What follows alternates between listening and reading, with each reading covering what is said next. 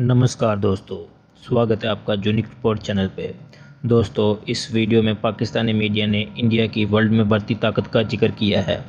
पाकिस्तान को ये समझ में नहीं आ रहा है कि भारत ने इजराइल, सऊदी अरब और अमेरिका के साथ ग्रुप कैसे बना लिया, और इजराइल इंडिया का सच्चा दोस्त है और उसे सबसे ज़्यादा वेपन सप्लाई करता है।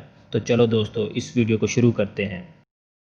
एक और बात इंडिकेट होती है कि कोई नया ब्लॉक भी अब रीजन में बनने जा रहा है। बड़ा अच्छा तज्जिया किया। जी, बड़ा अच्छा किया। और अब एक हिंट भी कर गए कि India, UAE, Israel and then America, और ये एक नया ब्लॉक भी बिल्कुल कोई बनने जा रहा है। Russia also. जी, रशिया आल्सो। मुत्तहिदा अरब अमारात और इजराइल के दरमियान जो मुआहिदा हुआ है, जिसे हम मुआहिदे का नाम दिया गया है, उसके बाद जो अरब ममालिक हैं और इसके अलावा दीगर जो इस्लामी ममालिक हैं, मुख्तलिफ चैमोगोइयाँ भी हैं, तशवीश भी है। निज़ाम सब तुर्की की जानिब से ये कहा जा रहा है कि हम मुत्तहिदा अरब अमारात के साथ जो हैं वो सफारती मामलात उनको महदूद या उनको ख़त्म करने से मुतालिक भी बात आ रही है, भी थ्रेट किया गया। साबिक वज़ीर ख़ारिजा पाकिस्तान खुर्शीद महमूद कसूरी साहब ने हमें ज्वाइन किया। बहुत शुक्रिया कसूरी साहब।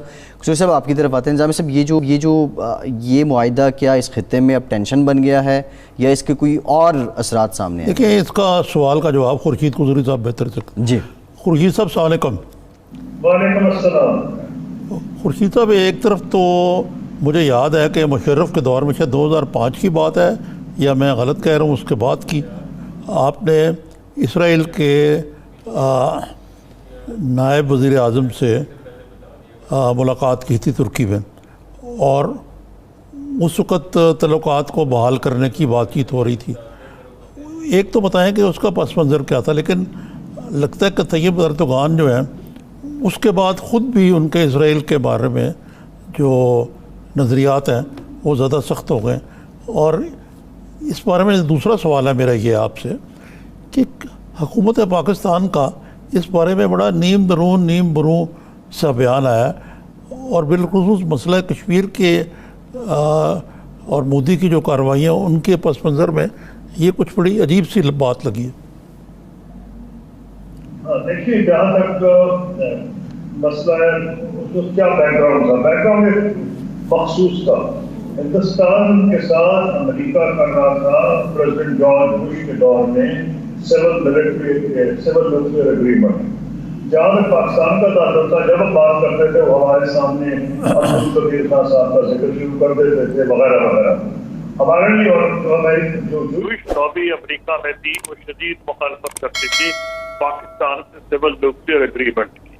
नंबर 1 तो ये। नंबर 2, हिंदुस्तान को उस वक्त इजराइल से वो हथियार मिल रहे थे जो अमेरिका भी उनको नहीं देता था उस जमाने में। उस जमाने में अमेरिका के पाकिस्तान से ताल्लुकात अच्छे थे, तो गुरेज करता था उस किस्म के जहाज या उस किस्म की उनको हथियार देने में जो कि इजराइल उनको दे रहा था।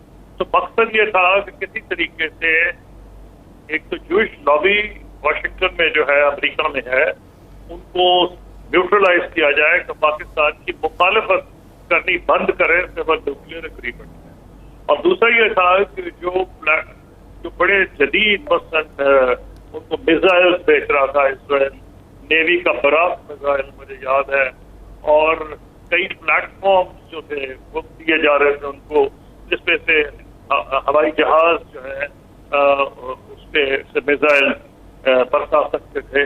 तो हमें उनसे ये बात की थी, मकसद एक किस्म की मैसेज देना था, क्योंकि सारी इस्लामी दुनिया में एक मुल्क है जिससे इजराइल थोड़ा सा खायफ है। उसकी 2 वजूहत है। एक तो ये कि पहले से जब शाम पे हमला हुआ था पिछली जंग में, उसमें भी पाकिस्तान के एयरफोर्स ने सीक्रेटली मदद की थी और कुछ इजरायली जहाज भी गिराए थे, तो उनको पता था कि मिलिट्री कैपेबिलिटी। नंबर 2, जब से पाकिस्तान न्यूक्लियर पावर है, उसकी जो मिसाइल रेंज है, इजराइल उसके अंदर आ जाता है, लेकिन हम कभी उसका ऐलान करते नहीं, मुनासिब करते हैं कि नहीं करते। लेकिन वो बड़े कीन थे कि पाकिस्तान से ताल्लुकात अच्छे किए जाए। हमारी कीननेस की वजह ये थी कि मैंने ऑलरेडी आपको वजह बता दी है। लेकिन जो उस वक्त हमारे अरेंज किया वो सदर अर्दोगान ने, जो उस वक्त वज़ीर आज़म थे, तुर्की ने रिकग्नाइज किया हुआ था, और अर्दोगान साहब के ताल्लुकात आज के मुकाबले में बहुत बेहतर थे। ये तो बाद में खराब हुए जब गाजा के ऊपर झगड़ा हुआ है और उन्होंने उसको जी ठीक। गजा की नाकाबंदी की है और वहां फाके पड़ने लगे और उसको तोड़ने की कोशिश की कुछ लोगों ने, बशमूल तुर्कों के। तो इजराइल ने हमला किया था उस जहाज पर, कुछ लोगों को गिरफ्तार भी किया और कई लोग जख्मी हो गए। उसके बाद उनके ताल्लुकात बहुत खराब हुए हैं। तो ये तो उसका पस मंजर था, लेकिन उनकी एक शर्त ये थी कि वो हम उनको रिकग्नाइज करें। अब इसराइल की रिकग्निशन का मामला क्या उस वक्त हो या आज हो, क्या आज की यही रेलेवेंस है ना कि आज के बारे में बात की जाए। यूएई हो या कोई और मुल्क हो, सऊदी अरब के बारे में अगर आप पूछेंगे बाद में बात करूंगा, उनके लिए आसान है, उनकी आबादियां निस्बतन कम है, लोकल आबादी उनकी, बल्कि फॉरेनर्स ज्यादा आबादी। पाकिस्तान बहुत बड़ा मुल्क है आबादी के हिसाब से, और यहाँ किसी सियासी जमात के लिए मुमकिन नहीं जब तक वो ऑपोजिशन को ऑन बोर्ड ना करे इसराइल के मामले में, क्योंकि मुझे नजर नहीं आ रहा कि कोई हुकूमत इस वक्त इस पोजीशन में होगी कि ऑपोजिशन को ऑन बोर्ड कर ले।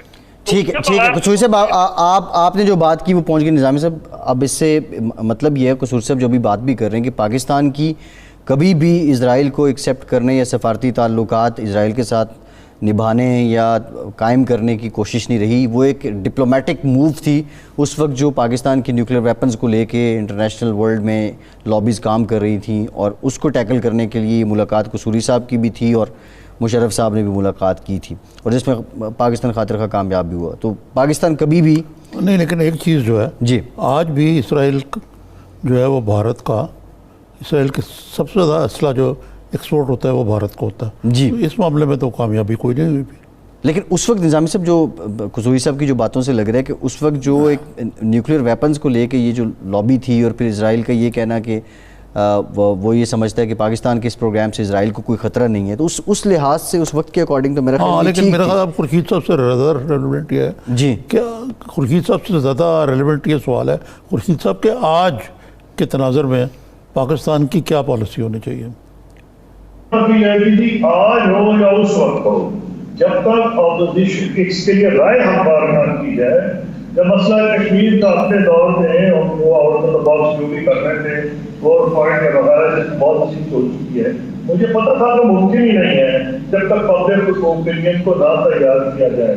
इसलिए मैंने कभी कभी मुशर्रफ साहब बोलते थे, मैं ज्यादा बोलता था, इसलिए बोल रहा था इंडिया और पाकिस्तान दोनों में उसको नापसंदीदगी की नजर से जाना जाता था जब मैं बोलता था, क्योंकि मैं इसलिए बोल रहा था कि जब ये ऐलान हम करेंगे तो लोग इतने शॉक होंगे कि उसको एक्सेप्ट ही नहीं करेंगे, रिजेक्ट कर देंगे। इस किस्म के जो मामलात हैं सेंसिटिव, उसमें आपको पब्लिक ओपिनियन को लेके चलना पड़ता है। नतीजा ये हुआ कि जब हमने 3-4 साल के बाद आहिस्ता आहिस्ता उसके खतोफाल बताने शुरू किए तो हमें उसमें कामयाबी हुई बहुत हद तक। ये जो फलस्तीन का मामला है, इसके ऊपर इसराइल का, इसके ऊपर जब तक पब्लिक ओपिनियन को तैयार ना किया जाए, जो किसी हुकूमत ने नहीं किया, और हर हुकूमत को पता है, एक हर मजहबी जमातें मुखालफत करेंगी तो दो राय नहीं, लेकिन जो मजहबी जमातें नहीं भी हैं, अगर आज कोई भी गवर्नमेंट इसको शुरू करे तो जब तक पहले वो ऑन बोर्ड ऑपोजिशन को ना ले, यहाँ नहीं हो सकेगा। यहाँ का मामला यूएई वाला नहीं है, बल्कि सऊदी अरब की भी लोग आजकल जिक्र कर रहे हैं। मेरी जाती राय यह है कि हमारे प्रिंस मोहम्मद बिन सलमान की बड़ी कोशिश रही है कि वो अपने आप को एज अ मॉडर्नाइजर पेश करें, लेकिन उनके लिए ये कोई आसान काम नहीं है, क्योंकि यूएई की और पोजीशन है। यूएई को तो बहुत फायदा है, इकोनॉमी डाउन हो रही थी बिजनेस की वजह से, बेसिकली वो ट्रांजिट हब है, बिजनेस हब है, इसकी वजह से उनको तो फायदा होगा, वो उनकी मार्केट और ओपन हो जाएगी, इसराइल से इन्वेस्टमेंट भी आ सकती है। यहाँ तो काम नहीं है, इसलिए जहाँ मुझे मुश्किल नजर आ, सऊदी अरब के लिए भी आसान काम नहीं जी। तो वो है तो उसके जो फरमारवा है हरमैन शरीफैन के, वो गार्डियन है, कस्टोडियन है, उनके लिए इतना आसान नहीं होगा, मेरी जाहिर राय ये है।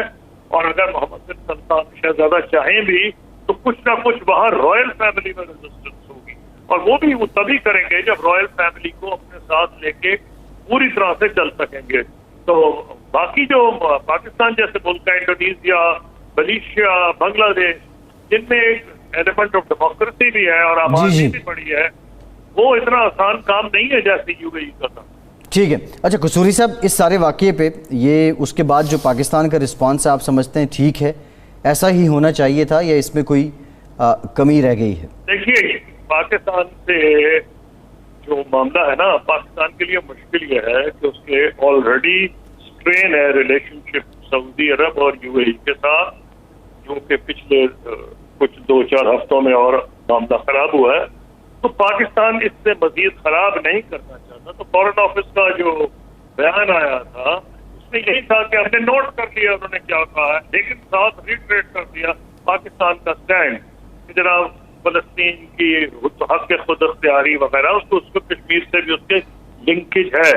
میں نہیں سمجھتا کہ فارن آفس کے لیے یہ ممکن تھا. اپوزیشن کے لیے ممکن ہے، کامنٹیٹرز کے لیے ممکن ہے جن کی رسپانسبلٹی نہ ہو، لیکن جن پہ ذمہ داری حکومت کی ہو، حکومتی ادارے، ان کو ایسے ہی بیان دینے پڑتے ہیں چاہے کسی کو پسند آئے یا نہ آئے.